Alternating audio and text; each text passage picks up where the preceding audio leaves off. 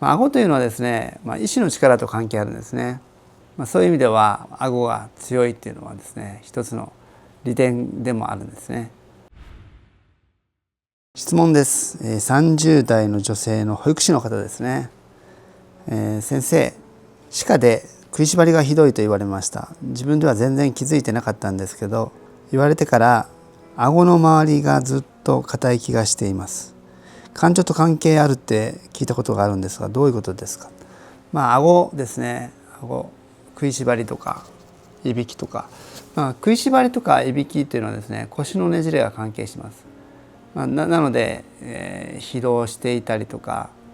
疲れがある時にですね、腰がねじれて、いびきがひどかったりとか、歯を食いしばったりとか、無呼吸みたいになったりとかっていうようなことが起きます。そういう場合はこの側腹といって、この脇腹ですね、脇腹をこう引っ張りながらですね、体を左右に倒すっていうことをやっておかれると、体のねじれが取れてくるのでいいかなと思います。顎というのはですね、意志の力と関係あるんですね。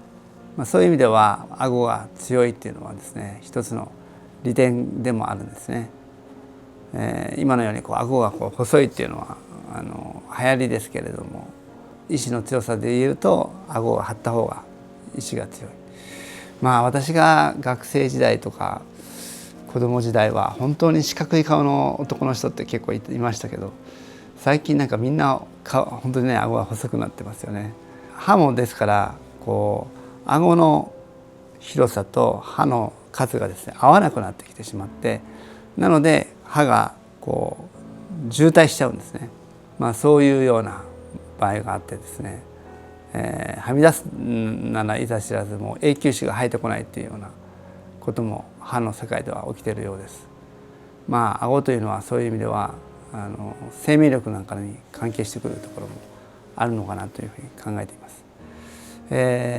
顎というのと喉というのがですね、喉というのはどちらかというと甲状腺なので性の動きにすごい関係がありますね。この顎の部分がもたついてくるとですね、老けてくる、この顎の周りがすっきりしたように見えるわけですね。で例えば普段からこうやってぐっとやってるとだんだん二重顎みたいになってきますが、私が作った飛龍奏法の中ではこの顎をですね、下から上に、喉仏を下から上にこうやって開くんですね。それからこの顎をですね、耳の方から先端に向かってこうやって締める。そうするとこの角度がやりやすくなるんです。やってない方はここまでなんですが、やってる方はここまで動くようになる。でここのラインがシャープになってくるんですね。こっちがぼやけてくる。で一番良くないのは揉むことです。こうやって揉むとよりこれが動きづらくなって、ここのラインがこっちはシャープですけど、こっちがぼやけてきます。なのでここをですね、下から上に開く。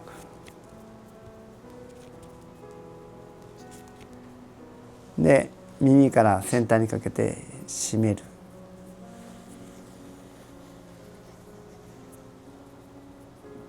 そうするとこの角度が同じぐらい幅が広がって、ここがピュッとなりますね。あとですね、この喉仏をですね詰めると良くないので、開放するようにしてあげると呼吸が吸いやすくなります。よく痰が詰まるとかそういう方もいらっしゃると思うんですけど、ここが詰まってくるとそういう傾向が強くなるので、ここを開く。横から見るとですね、こうやってるから開いてるわけじゃないですね。ここだけをパカンと外すような感じにすると、そんなに